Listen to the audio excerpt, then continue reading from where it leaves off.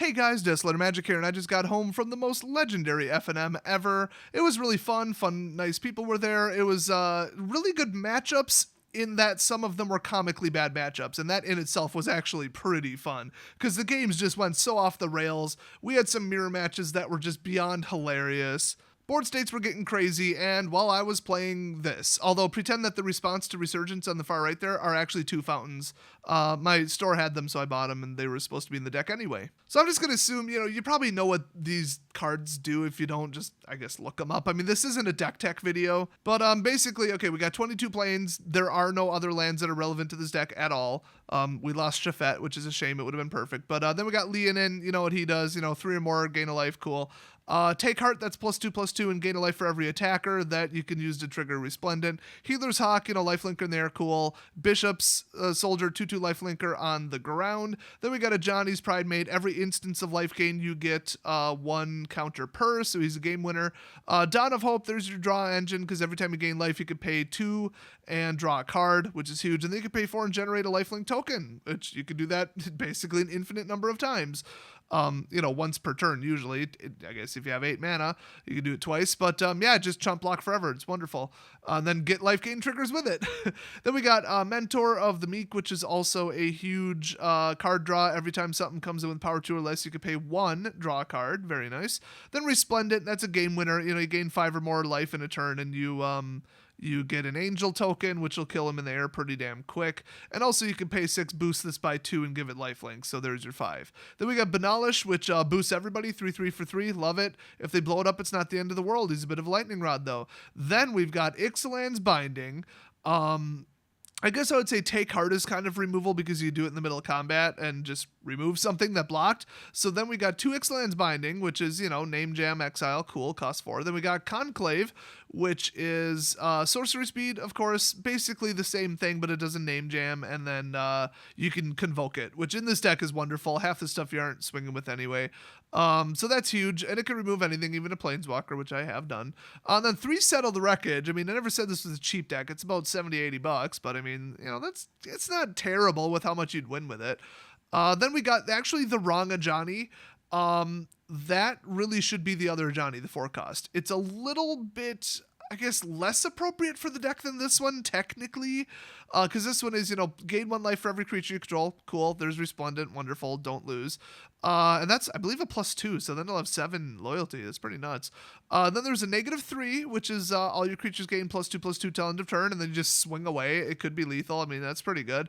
And then -9, whatever your life total is, put that many counters on 1 creature, which they're probably going to blow up that creature, but if they don't, you just won. So I mean, I wouldn't call it a weak alt. I mean, it's obviously strong. It's very situational, and they got like 3 turns to plan around it, but whatever, it is what it is. But the other one, he costs 4 and he's 4 loyalty, so he's a lot quicker, a lot earlier, and you can dump counters on, 1 counter on up to 2 creatures, way better. And then I don't even remember what his other one is. Oh, bring something back from the graveyard. That's huge, especially if it's like a Leonin or a Johnny. So that is more appropriate. I think it's like $5 more too for that card, but this is what I had, and I didn't have the other one. I mean, you could run one of each if you wanted. That'd be hilarious, getting them both out. Like I said, Fountain. Gain 1 life every upkeep, pay 3, ditch it, draw a card. That's what should be there instead of Resurgence. So this is enough control. I mean, it's basically the whole 4-cost column is control, and then Take Heart. And the big equalizer was Settle. I won almost every single game with Settle. So this deck, I went undefeated. That is not just I won, I came in first, but nobody beat this deck in a single game. So the first game I was up against Merfolk. It seemed like a lot of people built Merfolk. I think 4 of the players there built it, at least.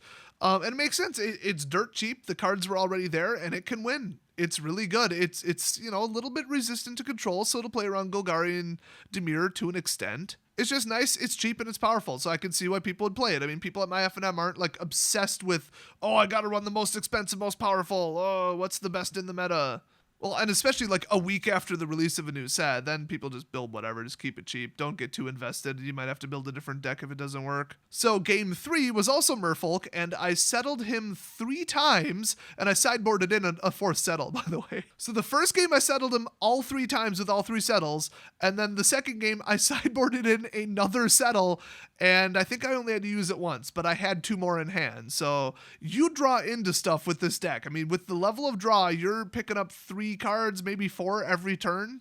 And every time something came out, oh, it's got too many counters on it. Oh, that's unblockable. Oh, that's making me choose more to target it. Settle. Or just remove it the normal way. He did get me with a couple spell pierces, I will say that. But the game went on so long, I had like 12 lands on the field, so you ain't gonna spell pierce much then. But the second game is why I'm making this video. And also, I went undefeated with this deck and it's under $100, so yeah. And this is probably my second most winning deck online, maybe first even. It's no joke. It doesn't look that great, and it does drag the game out a little bit, but it wins. I mean, it really, really wins, especially against Merfolk. And apparently, Token Flood, which is what the second game was. So let's throw up the screenshot. Oh, it's not a screenshot. It's a camera phone pic.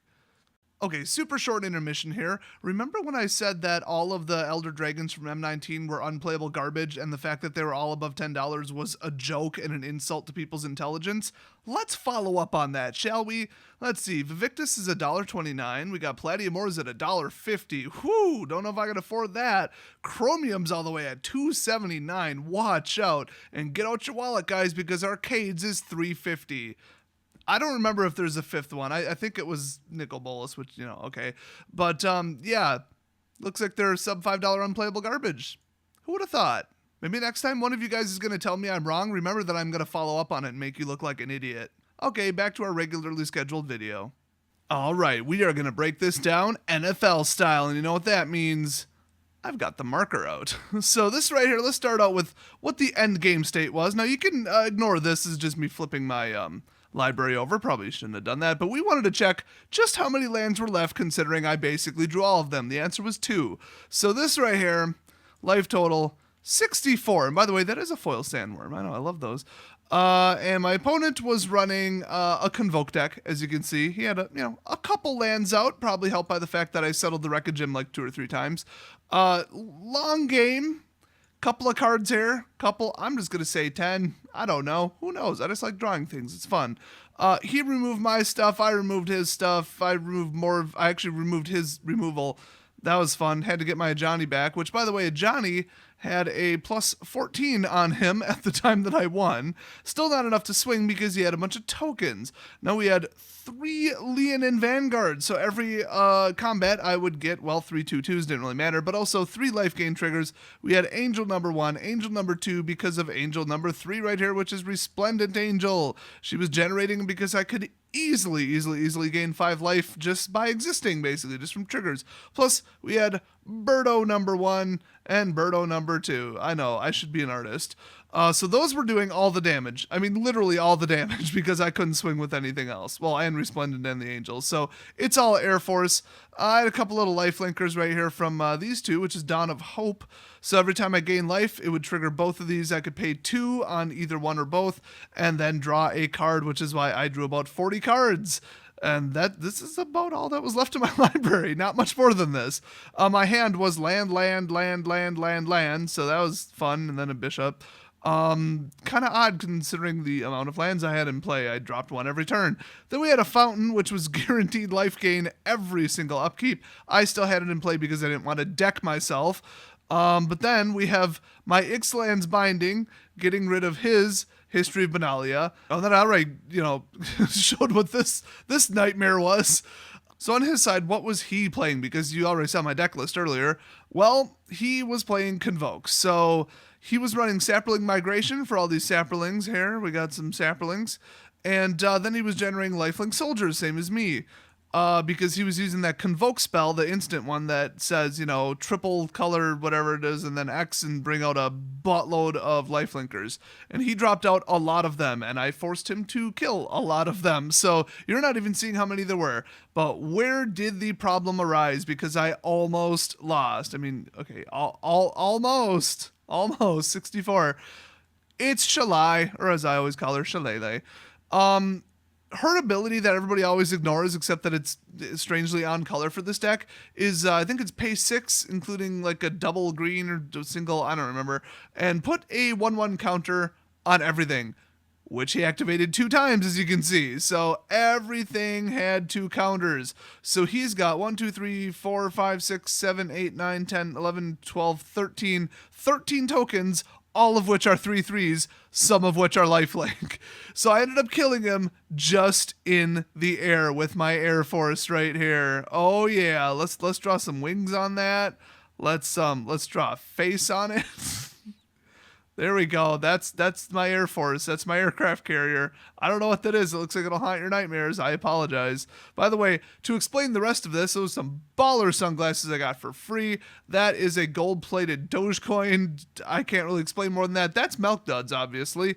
And those are solid rose quartz dites that I'm too lazy to paint. And I gave away a ton of these on the channel, by the way, a long time ago. So yeah, this was basically the best game state ever, and I think the game went on for about 30 minutes, and then I ended up barely winning. Barely. I mean, I probably would have effectively lost on the next turn, because he would have activated Shalai 2 more times, made everything a 5/5, and then swung. I probably would have survived it, but he would have gained an absurd amount of life, like an amount that I can't deal with. Not with, this, 4 additional angel power. Ooh. I also had a Banala shout. You can't see it. I think it's right there. So all my stuff was boosted. This was 5, that was 5, that was 4, that was 2, and that was 2. But that ain't going to make up for 5/5/5/5 lifelink. Probably not. So it was pretty funny, especially this thing in the middle. That was just hilarious. We just kept shooting each other with those. I loved it. I mean, you can play Convoke even if you're not playing Convoke, but it works better if you're actually playing Convoke. So yeah, that is a quick recap of basically the greatest game ever. Shout out to, I probably shouldn't say his name, he's a minor anyway, but the dude I was playing against. I love that deck, and honestly, you probably should have won. So that was weird. Did that just flicker? Whatever. Thanks for watching, and I'll see you all next Legendary FNM story.